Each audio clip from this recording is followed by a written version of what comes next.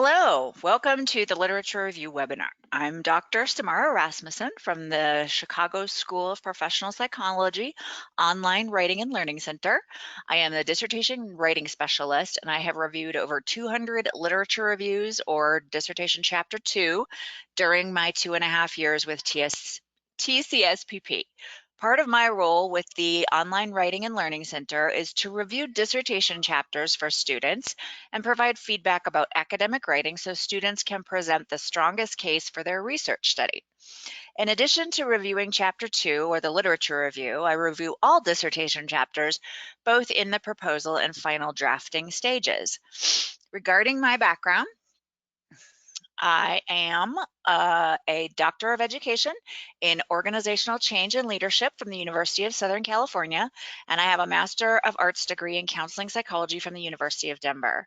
During my academic career, I have supported doctoral student academic writing through peer reviews, completing my own dissertation as the dissertation writing specialist, and as an instructor with 2 other online universities. I conduct individual dissertation chapter reviews. I am embedded in graduate and doctorate level courses at Chicago School to provide writing support. I am developing the new dissertation writing course, and I have published in academic journals about academic writing. So our conversation tonight is about the literature review, which is chapter 2. And this is a critical component in the dissertation. Sorry about that.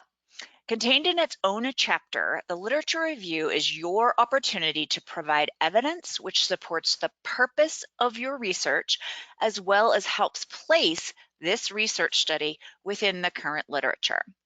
Likely there is a gap in the literature which supports the need for this study. However, a literature gap should not be the only purpose for a research study. So tonight, we're going to look at the tools needed to draft and complete a strong literature review, which will give your study context, provide analysis and synthesis of the current literature, and we'll talk about what skills and tools authors can use, to draft chapter 2. Please feel free to post your questions in the question area or in the chat. There will be plenty of time at the end for us to talk more about your specific questions or concerns. So what is the purpose of the literature review?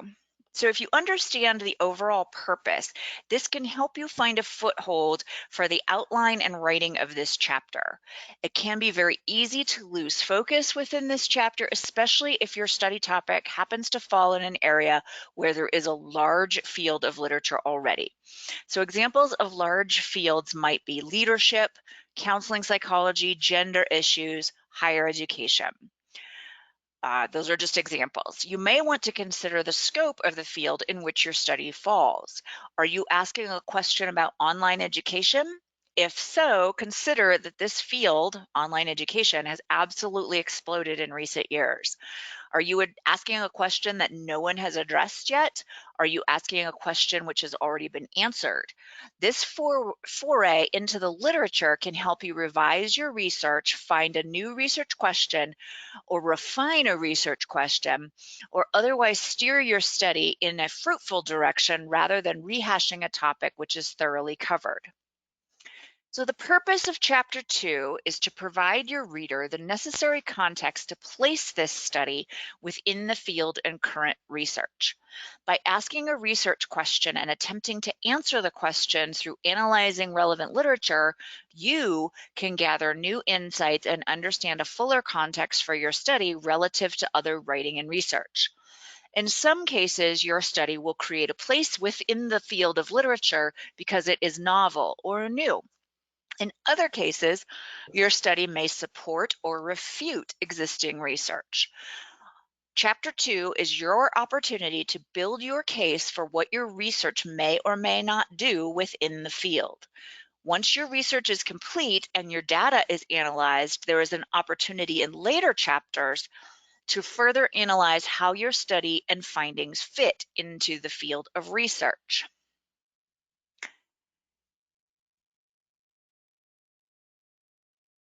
important note is that your literature review is not a complete survey of the entire field of literature.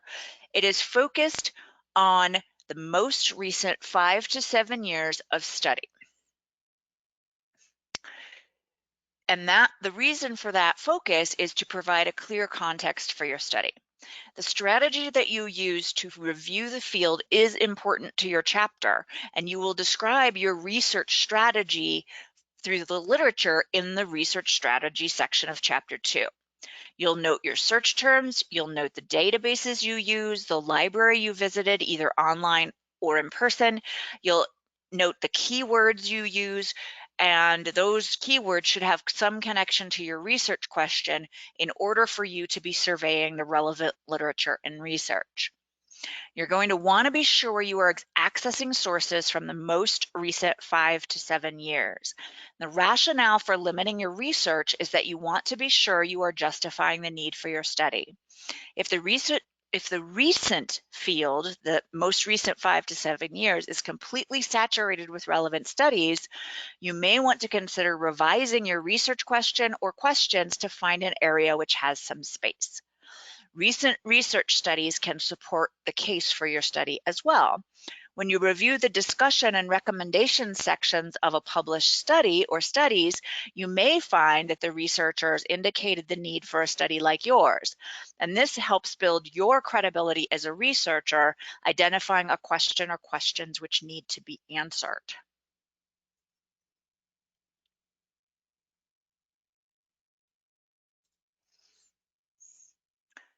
What place will your study have in the literature when you are done?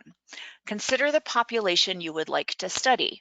Is this a commonly studied population, or is there a population subset you could study which would expand knowledge in the field? Are you asking a completely new question which is not covered in the literature? Are you proposing a study and methodology which has not been fully examined?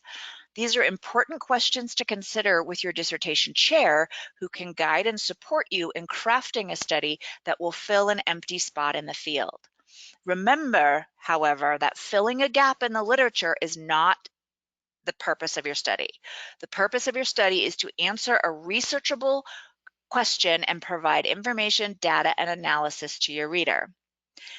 There may be compelling reasons to include reference to foundational research or theory, as long as that is in context with the most recent research.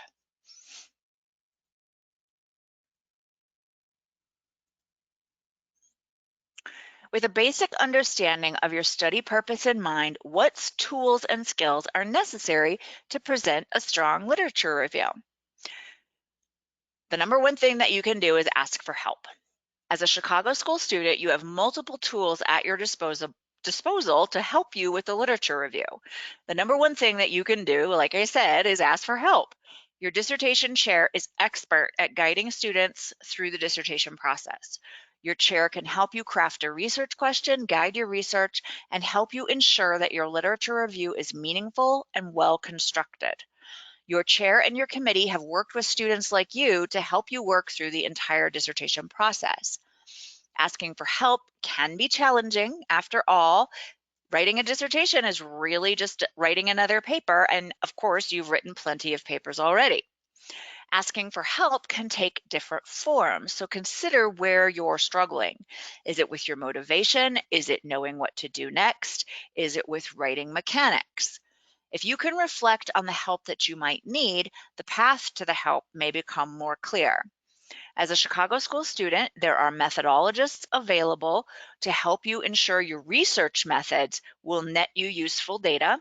There are professionals throughout the school who have written their own dissertations and may be able to share their strategies. One of your best resources is the Online Writing and Learning Center. We offer many different ways for you to get help. And if you need a quick check for how to format something, we can help you with that. If you need a 1-hour personalized review of chapter 2, we can do that. I am available. You can make an appointment with me specifically. If you need another 1-hour review of a revised chapter 2, we can do that. The point is that help is available, and the asking for help will make you and your dissertation stronger. Another tool that you can use is a sample or is a literature review matrix. So let's take a look at a sample matrix. And I will show you that matrix in just a second. I used a version of this when I was in my doctoral program to organize all of the readings for my classes and my research. So this tool, or however you make it work for you, can help you quickly access information as you write, provide quick formats to insert into your paper, or other support that you might develop to help you craft your writing. And then really this is just an Excel spreadsheet where I tracked everything, all of the articles that I read for every class, all of the articles for my dissertation, textbooks, everything. I put it all in here so that I had all the information at my fingertips. I put quotes in here that I wanted to use. I put page numbers where I could find main ideas and different things so that I could include evidence. It was all here ready to go. So what all this is, and this will be available to you. It's available in the Writing Center. You can take this and make it work for you. You can do anything that you want. The important thing is to make the tool work for you. Some students use reference managers like Zotero or the reference manager that's built into Microsoft Word. And those are great. Just know that they don't always format things correctly in APA 7th style, so you may want to pay attention to that. And you may not need to use this matrix at all because you already have a system that you're using, and that's great. Just keep it up. The idea is that you're just using tools to help you stay organized and on track. So once you feel like you have conducted thorough searches, you have a real handle on the scope of the field, you have your questions, and you're ready to start writing, what is it that you should be writing? So let's talk now about the actual writing of Chapter 2. The literature review, and this is important to note, is not an annotated bibliography. The question is, what is an annotated bibliography? So it might be a tool that you use to organize your sources for Chapter 2.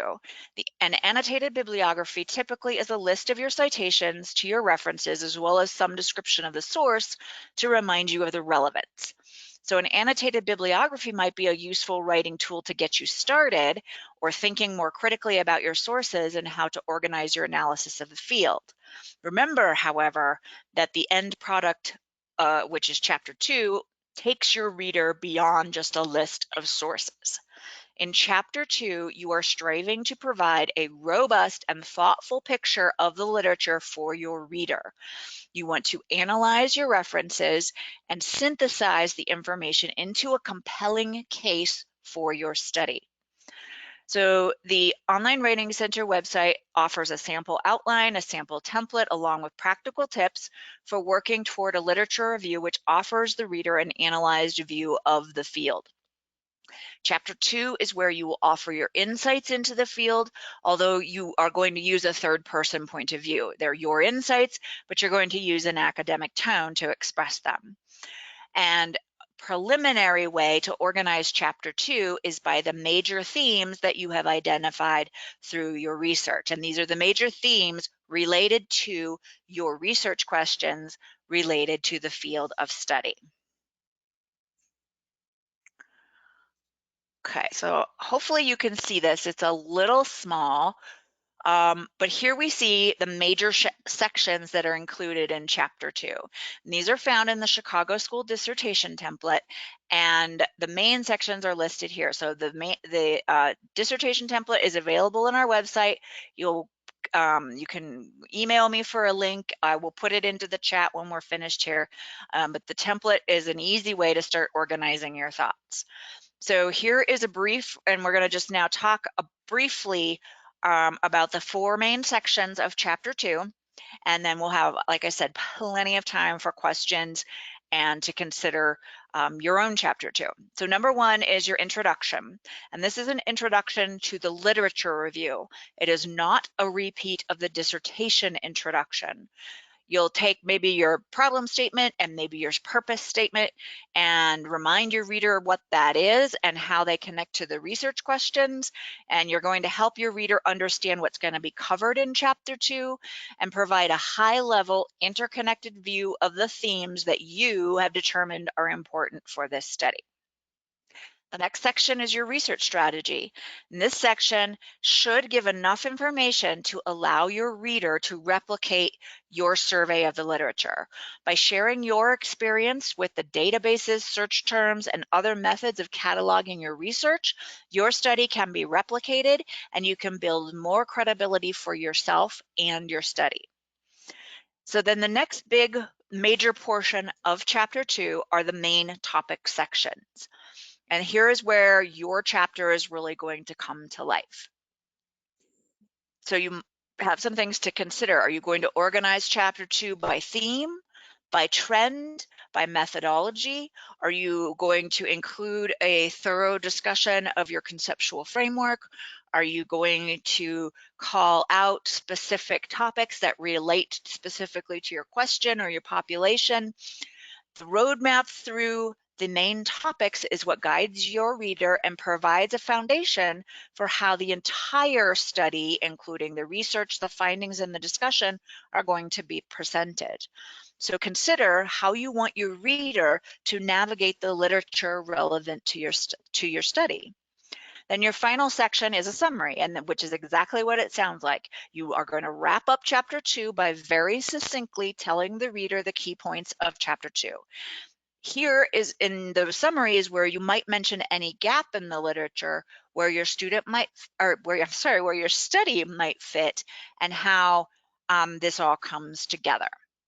So this has been a very high-level overview of Chapter 2 and how to approach it. I want to offer that you should please reach out to me in the Writing Center. You're welcome to make an appointment with me or send me an email.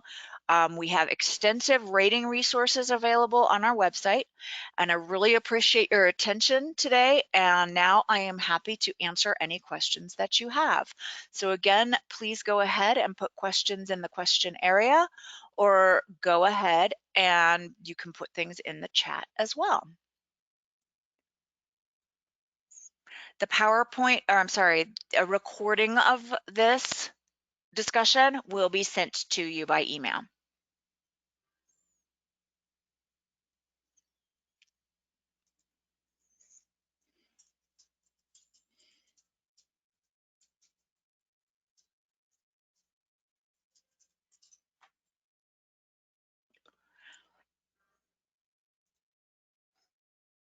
So what questions do you have about Chapter 2?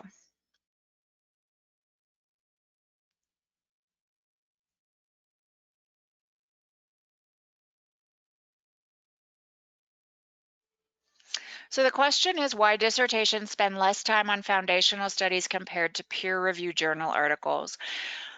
I'm not sure that they do. I think it depends on how you're directed to attend to foundational studies and peer-reviewed journal articles. Again, Chapter 2 is about making a case for your study, why you're doing it, what you hope the outcomes will be, and why there is a need for your study. So if there are foundational studies that are relevant and point to a purpose for your study, that would be a very important thing to include in Chapter 2.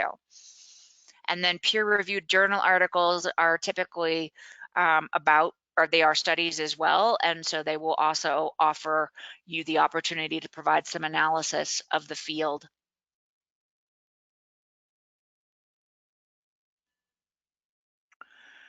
Let's see. When you submit to the Writing Center for a review of Chapter 2, we focus on APA formatting and style. We also offer some content organization. We also organizational feedback. We offer a little bit of methodology feedback, especially if you're addressing the conceptual framework. But mostly Chapter 2 is really about organization, analysis, and cohesion. And are you presenting a clear path for your reader?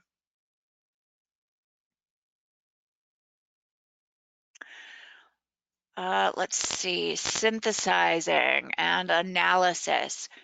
So the question is the difference between synthesizing or summarizing and what you're doing in chapter 2. So summarizing articles is really just providing a reader a book report. And instead of providing a reader a book report of all the articles and studies that you've read, you're taking major themes and topics and points from those pieces of information, and you're putting them all together to say, here's why my study is important. Does that answer that question or help provide a little bit of insight?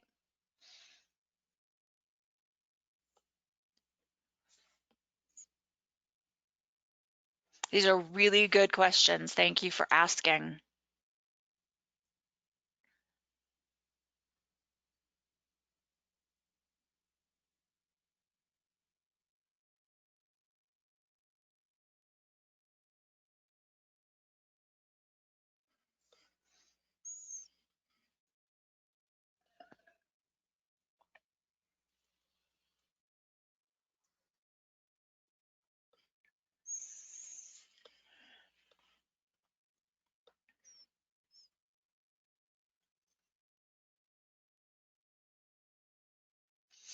Question is, how much detail do you put in your literature review matrix? Do you ever go back to articles or do you summarize key points in the literature matrix?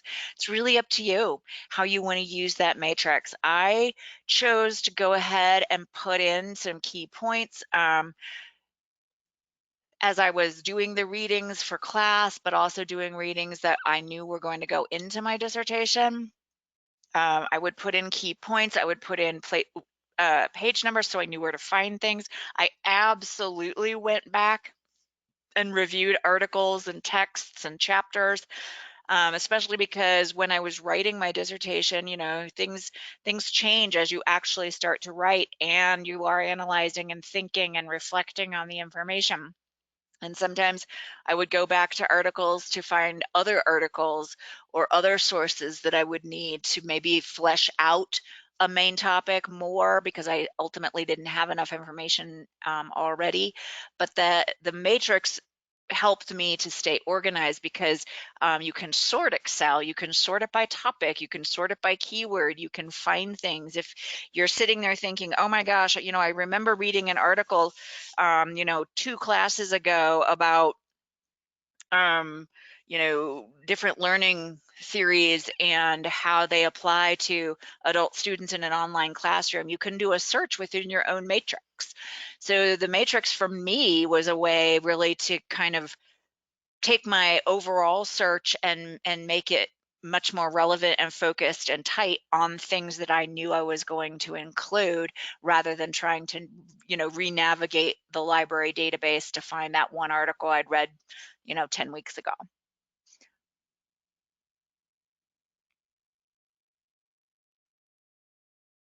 I've also seen matrices from students that are basically author, year, and article title. So it really is totally up to you how you use the matrix.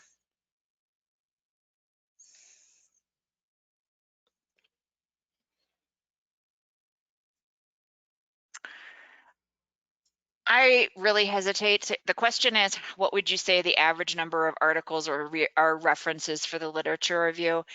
I want to make the point that references that you use in the literature review should probably appear elsewhere in your dissertation. It's not just about, I got to find a certain number of references for my literature review.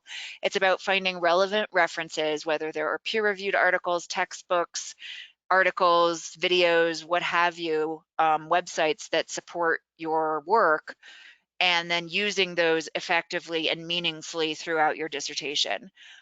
Because the dissertation is an extremely large research paper, there should be sufficient references to support the information in the document.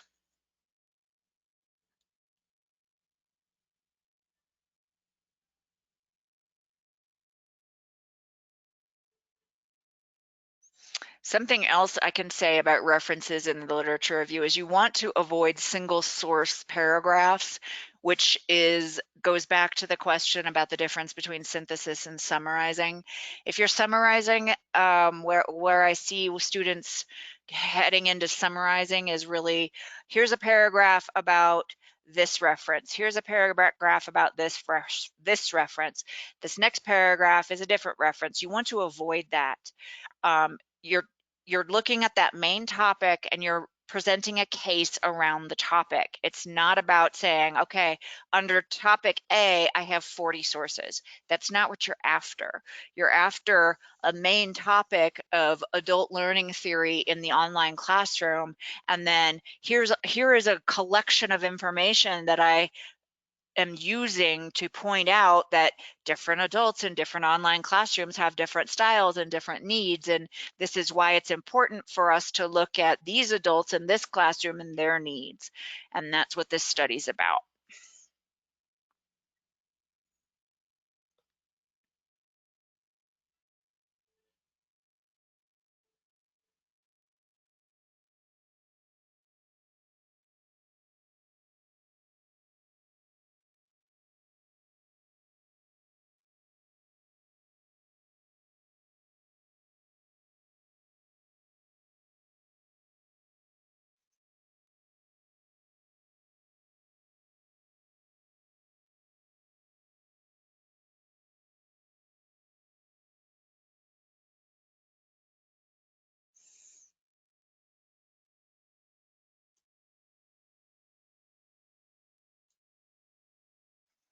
Keep the questions coming.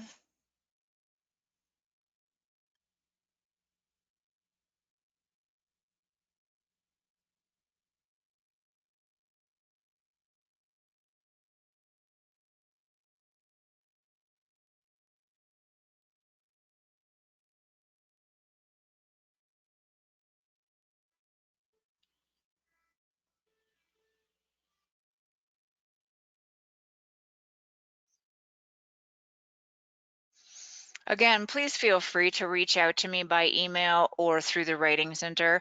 I'm very happy to have an extended conversation or to have an appointment with you to provide feedback on any chapter of the dissertation, not just chapter 2. So please feel free to look me up in the Writing Center if I've answered your questions this evening. Sometimes it takes a while to process through and things will come to you later, and I am very happy to hear from you down the road.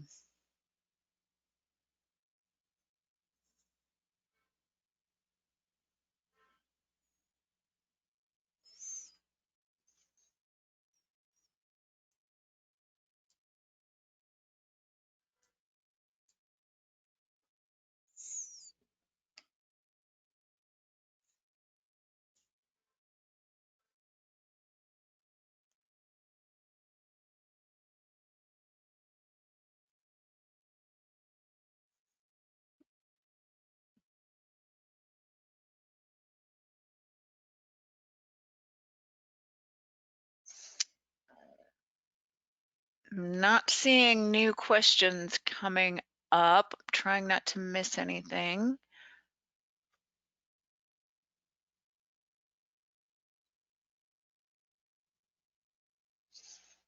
Let's see, here's a question. What is the typical mental process for reading and then being able to synthesize? There's a struggle about determining the position when you're learning new information. I think where I would go with that is that you don't have to immediately include anything that's new. You can certainly take the time to reflect and process on that and determine whether it is something useful that you want to include.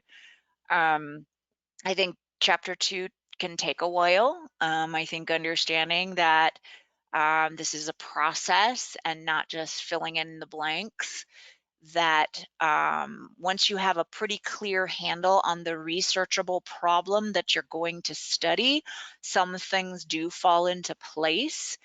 If you have a clear purpose for what you intend to do with the study, that can help guide things.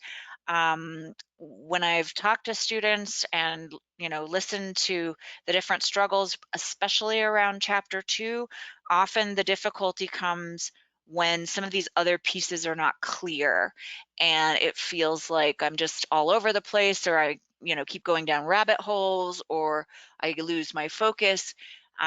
So being very, very clear about what you are researching and why can help to keep a good structure and focus on what you're trying to do in chapter 2. And I realize that's vague, so I would really invite you to submit something to me through the Writing Center, and we can take a closer look at where you are and where you might be going.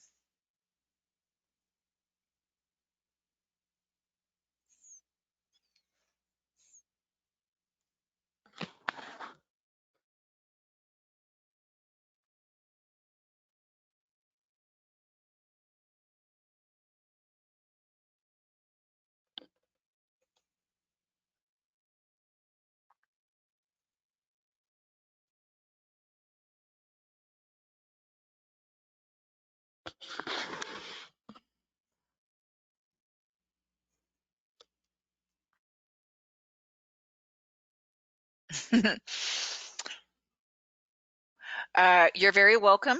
I can empathize. Sometimes it takes, sometimes just having somebody else take a look can help with focus. So again, please feel free to reach out.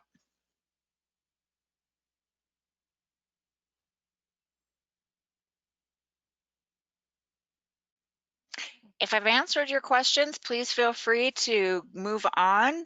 I don't want to, there's the presentation, the formal piece is over. I'm really just trying to answer questions. And if you don't have any more questions, or you'd like to reach out to me later on, please feel free. Well, you're very welcome. I hope this has been helpful, and maybe it'll help to motivate or inspire or refresh a little bit or reassure. I always hope to be reassuring, but again, I'm available through the Chicago Online Writing Center, and I hope to hear from you.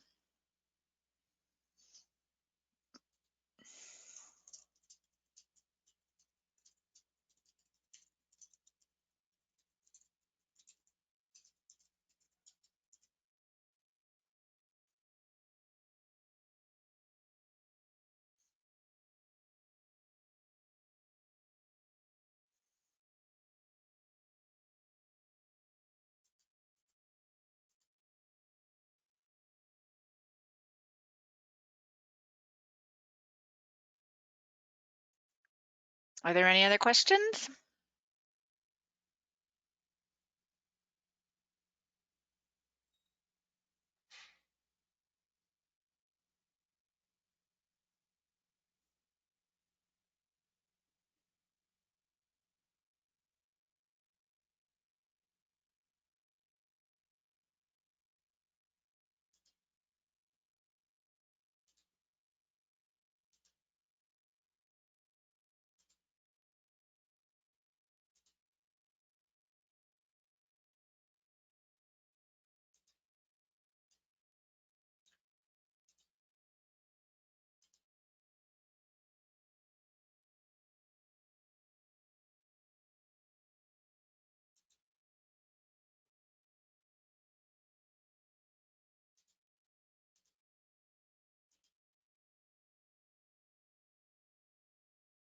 That's great. I look forward to hearing from you. Thank you. Have a good night.